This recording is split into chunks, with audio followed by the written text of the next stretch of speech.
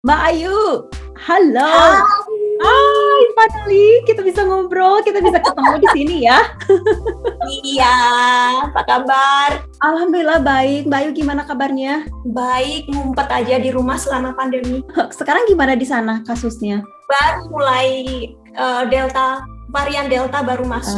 Baru masuk ya. Sisi kita agak di tengah-tengah gitu, pedalaman Eropa, jadi lama gitu. Oh gitu. Lockdown di sana? Enggak, udah bebas kemana-mana. Ini baru mulai naik sekolah juga udah dari Udah face to face Agustus ya? kemarin. Udah face to face sama. Sebelumnya ya kita ngobrol-ngobrol, aku mau makasih dulu nih ke Mbak Ayu ya udah mau diajak ngobrol LDRan. Ya udah undang. Terima kasih banyak loh Mbak Ayu kesempatannya, waktunya ya. Nah sebelum kita ngebahas tentang masalah LDRan, karena kita kan sama-sama pelaku kawin campuran ya Mbak Ayu ya. Yang mana pengalaman Mbak Ayu pasti lebih jauh lah daripada aku ya. Tapi dua. Enggak lah.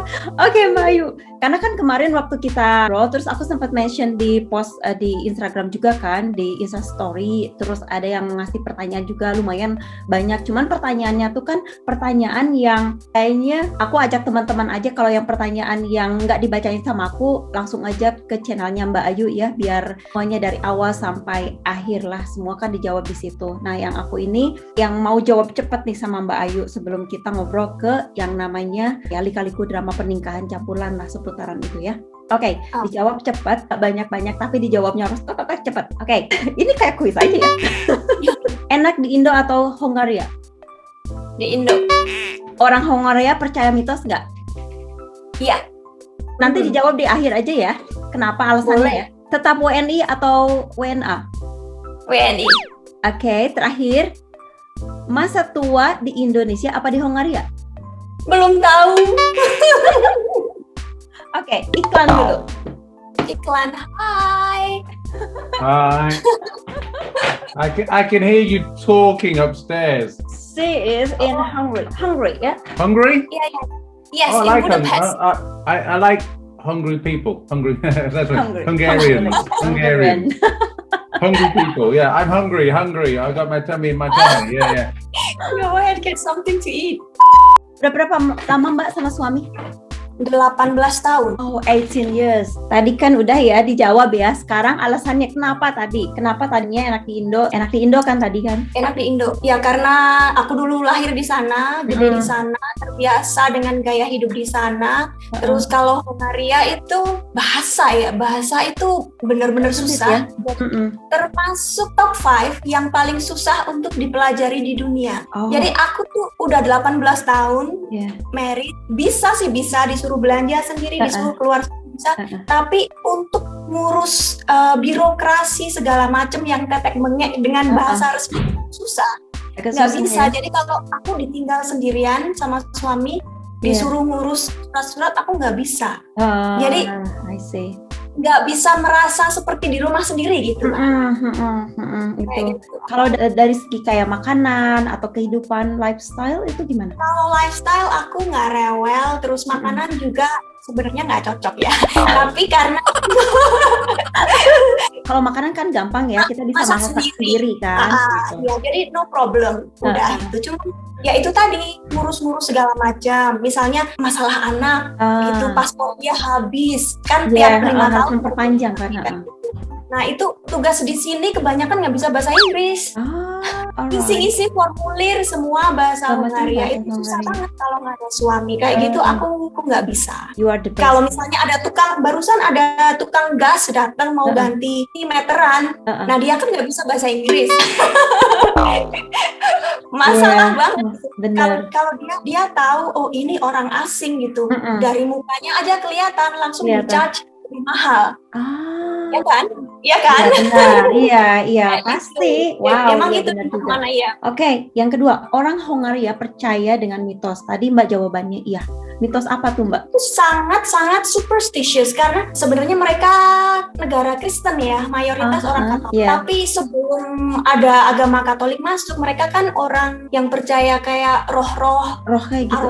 Kayak gitu kan, animisme dinamisme kayak orang Jawa lah zaman dulu kejawen gitu. Nah, mereka sampai sekarang terbawa. Jadi misalnya menyambut musim semi, karena musim dingin itu kan mereka menderita banget ya, nggak ada panen, nggak ada apa-apa, semua mati. Terus mereka acara untuk mengusir musim dingin itu, mereka pada ada ritualnya ya? Ada ritualnya, mereka pakai topeng setan-setan gitu, hantu-hantu. Mereka ini mau mengusir musim dingin. I see. Itu salah satunya aja yang aku kepikiran sekarang. Ada banyak, misalnya laba-laba itu membawa good luck, keberuntungan. Kayaknya orang Jawa juga sama deh, laba-laba. Aku taunya kembang 7 rupa aja. Iya gitu. Ada banyak di sini seperti itu. Terus yang seperti misalnya kalau ada kucing hitam lewat nyebrang jalan di depan kita, terus kita ada bad luck kayak gitu. Ada sesuatu gitu ya. Oh my god.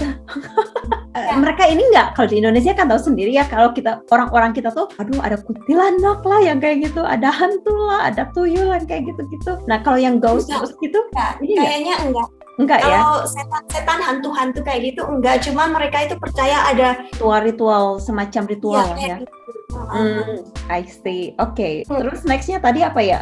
WNI atau WNA? WNI. Tetap WNI. Karena kalau untuk aku sih nggak ada perbedaan, meskipun aku pindah warga negara jadi warga negara sini, apa sih fasilitas lebih yang aku dapatkan? Nggak ada gitu. Kalau jadi WNI, minusnya tiap 5 tahun aku harus perpanjang PR, permanent residence, itu aja. Itu aja. Nggak ada untungnya kalaupun aku jadi pindah warga negara sini. Ada juga iklan kedua. Iklan kedua. Hello, you have a cute cat. Yes, you do. What's the name? Called Zumi and one is called Yes. Lexi. Auntie said, how are you doing today? Good, thank you. Kita langsung aja ke topik pembahasan kali ini ya, tentang pernikahan campuran ya. Yang mana sekarang kan fenomena ya, perempuan Indonesia yang ingin banget punya pasangan bule. Mereka itu kan melakukan berbagai cara, baik itu mereka mencarinya dari dating online gitu kan, baik dari sosial media juga. Karena banyak hal sekarang kan lebih mudah ya. Kalau aku kan lagi zaman-zaman dulu ya, aku nggak terlalu ngikutin yang pengen bule atau gimana ya. Jadi mereka antusias banget gitu. Mereka kirim DM dan banyak banget yang kayak gitu. Nah menurut Mbak Ayu sendiri gimana tuh dengan fenomena yang sekarang? Nggak apa-apa sih kalau mereka sukanya begitu, cuma kan terserah mereka. Cuma kan faktanya kalau kita menikah dengan bule bukan berarti semua masalah kita akan berakhir, ya kan? Bisa jadi justru akan ada masalah-masalah baru. Bener. Tinggal ikut suami, atau kadang ada juga malahan yang setelah menikah mereka tetap hidup terpisah. Istrinya tetap di Indonesia, suaminya di negara mereka. Masalah itu macam-macam. Iya, suami orang berbagai hal ya. Iya, ada macam-macam. Jadi ya silakan dipikir masing-masing enaknya gimana. Kan sebenarnya kita menikah bukan karena suami itu bule, tapi kebetulan dapat yang bule kan. Bule ya, benar banget. Kita nggak peduli dia itu orang Inggris, orang Hungaria atau apa, tapi kok kita cocok gitu. Betul. Itu aja sih sebenarnya. Aku kan terima beberapa curhatan dari banyak kasus ya, banyak kasus banget. Kasusnya yang sudah menikah gitu, dan sementara banyak yang DM, yang minta, bahkan di komen-komen juga kan, mungkin ke Mbak Ayu juga banyak ya, yang minta, pengen dapat bule segala macam. Kenalin dong gitu bulenya. Fakta kita yang sudah menikah dengan warga negara asing tuh seperti ini loh. Karena kan yang aku lihat nih, kebanyakan perempuan-perempuan Indonesia, kebanyakan yang lihat kalau menikah dengan orang asing itu kehidupan kita tuh bakal wow gitu ya, serba apapun itu serba wow ya, ekspektasi mereka. Karena kan kalau ngelihat dari media sosial ya, yang namanya media sosial itu kan menurut aku itu fake lah, karena banyak yang iya kan, bukan realita yang di-show kan, bukan realita yang ditampilkan gitu. Nah, kebanyakan perempuan-perempuan Indonesia ini yang melihatnya ada beberapa yang pasangan-pasangan yang menampilkan sesuatu yang manis-manis saja. Tapi kan faktanya nggak begitu. Nah, di sini kan bocorannya, nih buat perempuan-perempuan Indonesia, kalau mau dengan orang luar, cuman kalau mau niatnya mau sama bule, sama seperti yang Mbak Ayu tadi bilang kan, menikah dengan orang luar itu justru menambahkan masalah baru. Betul, iya kan? Apalagi kalau kita tinggalnya di luar gitu ya. Kita harus benar-benar diedukasi kan. Kayak Miss ini aja ya, Miss Universe. harus mengedukasi. Iya, karena kan kalau kita tinggal di negara bule, semua dari tukang sapu sampai presiden itu orangnya bule semua. Tapi nggak semuanya kaya, ya kan? Kalau kita mikir menikah dengan bule karena mereka kaya, enggak juga. Kebanyakan kita harus kerja gitu karena duit suami nggak akan cukup. Iya kan? Sementara kalau di Indonesia jadi ibu rumah tangga aja itu udah biasa gitu. Gaji suami bisa dicukup-cukupin gitu loh. Kalau di sini kan biaya hidup mahal banget. Dan satu lagi ya, perempuan-perempuan Indonesia juga harus tahu kalau kita nikah sama orang luar itu nggak hanya bawa diri kita dan keluarga loh, tapi bawa nama Indonesia juga. Karena kalau ada apa-apa, kalau misalkan kita tinggal di luar Indonesia, yang pertama kita diulik adalah kamu berasal dari negara mana? Ya pasti negara Indonesia. Hal-hal yang terjadi dengan kita kalau kita tinggal di luar negeri pasti apa? KBRI yang turun tangan, bukan keluarga kan?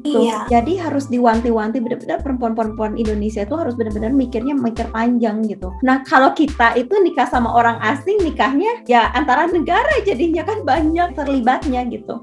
Mbak Ayu kan sama suami udah lama banget ya, 18 tahun gitu kan.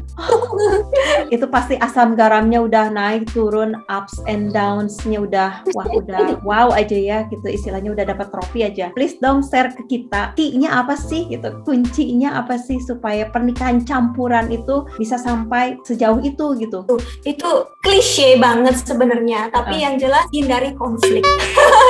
Saling pengertian, hindari konflik. Itu aja sih. Itu banyak banget kalau mau dicari, dari ini, dari itu, dari agama, dari budaya, dari keluarga besar. Kadang dua orang ini udah sama-sama sepakat ya, nantinya kita mau begini, kita mau begitu. Ternyata keluarga besar di belakang gitu, kamu istrinya harus digini-giniin dong. Nanti keluarga besar satunya lagi gini-gini. Akhirnya berantem gara-gara masalah. Yang benar-benar aku ngerasain loh. Pernah ada kayak gitu. Jadi dari awal itu harus pokoknya hindari konflik gitu. Ya meminimais, pasti konflik ada ya, pasti ada aja. Pasti ada, tapi kalau nggak penting-penting banget nggak usah berantem. Kayaknya itu. Ya. Mbak sama suami ya siapa yang paling sabar?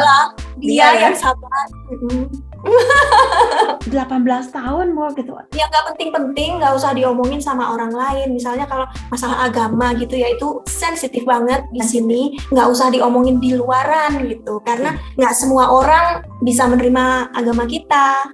Oke Mbak, aduh Mbak, thank you banget ya, makasih banyak. Maaf ya tadi banyak iklannya ya. Nggak apa-apa lah, dapat duit banyak makin banyak iklannya.